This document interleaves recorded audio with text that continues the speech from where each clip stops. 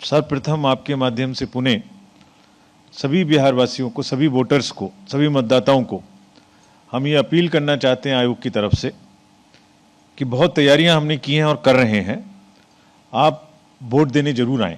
मतदान के दिन आपका आना हमारे लिए बहुत ही गौरव की विषय होगा और हम लोग प्रलोभन मुक्त, स्वतंत्र और बिल्कुल निष्पक्ष तरीके से चुनाव कराने के लिए कटिबद्ध हैं। और वो किस प्रकार से कटिबद्ध हैं ये भी मैं आपको अभी विस्तार में बताऊंगा। आप बिना भय के मतदान करने आएँ, इच्छा से आएँ और जो लोकतंत्र की जननी है वहाँ गर्व के साथ में चुनाव के पर्व में भाग लेने के लिए आप आएँ। यह आपसे रिक्वेस्ट भी है और आपसे हमारी अपेक्षा भी है। फ्रेंड्स, पिछले 2 दिनों में हमने जो मीटिंग्स की हैं, पहले मैं उसके बारे में आपको बताऊंगा। तो फर्स्ट ऑफ ऑल हम पॉलिटिकल पार्टीज के रिप्रेजेंटेटिव्स से मिले, जिसमें नेशनल पार्टीज के रूप में आप, BSP, BJP, Indian national Congress और सीपीआईएम, तो ये 5 राष्ट्रीय स्तर की पार्टियां, और स्टेट पार्टीज के रूप में जनता दल यूनाइटेड, लोक जनशक्ति पार्टी, रामविलास, राष्ट्रीय लोक जनशक्ति पार्टी, राष्ट्रीय जनता दल और सीपीआईएमएल।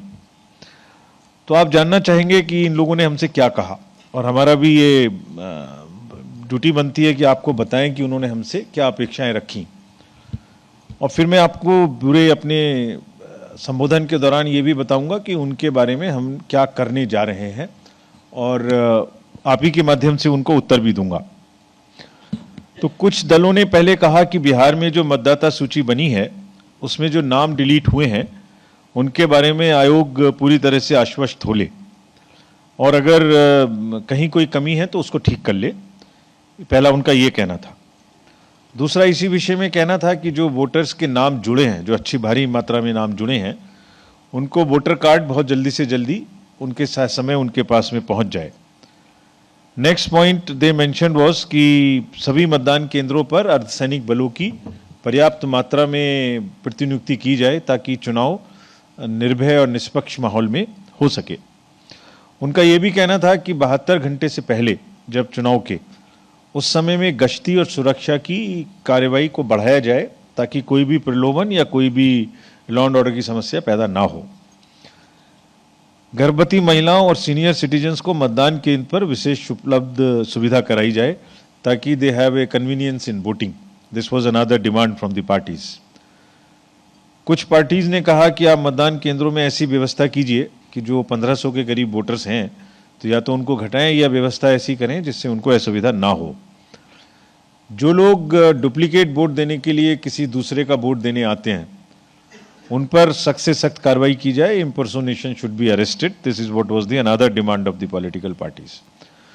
उनका ये भी मांग था कि जो परमिशंस उनको लेनी पड़ती हैं बहुत सारी, जिसमें वीडियो वैन की परमिशन हो, एलईडी वैन की परमिशन हो, या जो जगहें जहां पर उन्हें भाषण करने हैं उसकी सुविधाएं हो, क्योंकि पार्लियामेंट्री कॉन्स्टिट्यूंसीज कई जिलों में है तो उनको एक जगह से वो सुविधा मिल जाए, सिंगल विंडो क्लियरेंस किया जाए।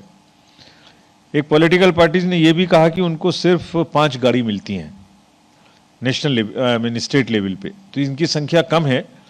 तो अगर इतना बड़ा स्टेट है और एक एक पार्लियामेंट्री कॉन्स्टिट्यूंसी भी कहीं कहीं 2-2, 3-3 जिलों में है, तो उनको गाड़ियों की संख्या बढ़ाई जाए ताकि वो उसमें मूव कर सकें कैंपेनिंग के लिए।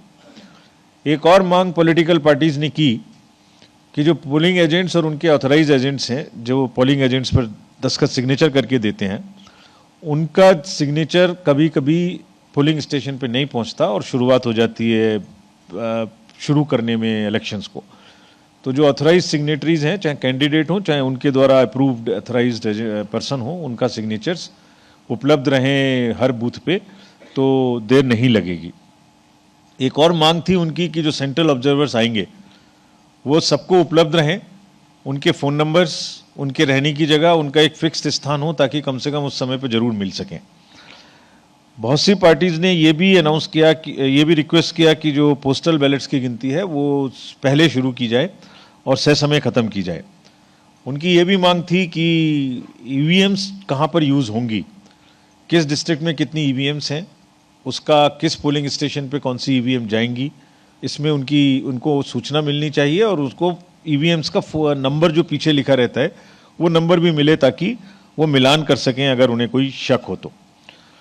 चूंकि यहाँ पोलिंग अच्छी होती है, मतलब अच्छी उतनी तो नहीं है जितनी और राज्यों में है, लेकिन उनका कहना था कि मतदान का समय बढ़ाया जाए ताकि प्रतिशत मतदान का और बढ़ सके। तो ये मुख्य मांगे थी। इन सबको मैं आपको अपने संबोधन के दौरान इन सभी विषयों पे उत्तर दूंगा। अगर तैयारी पर आए पार्लियामेंट्री कॉन्स्टिट्यूएंसीज की, तो बिहार में 40 कॉन्स्टिट्यूएंसीज हैं और झारखंड में 14 कॉन्स्टिट्यूएंसीज हैं। हमने इसी मीटिंग के दौरान झारखंड के सीईओज और एसपीएनओज अन्य पदाधिकारियों से भी यहाँ बात की थी, रिव्यू किया था। बिहार में टोटल में से 34 जनरल और एससी की 6 और एसटी की 0, वहीं एसटीज की 5 कॉन्स्टिट्यूएंसीज झारखंड में हैं। अगर हम रोल्स के बारे में बात करें तो कमीशन का ये प्रयास है कि जो इलेक्टरल रोल्स है, जो मतदाता सूची है, वो पूरी तरीके से प्योर हो और हेल्दी हो।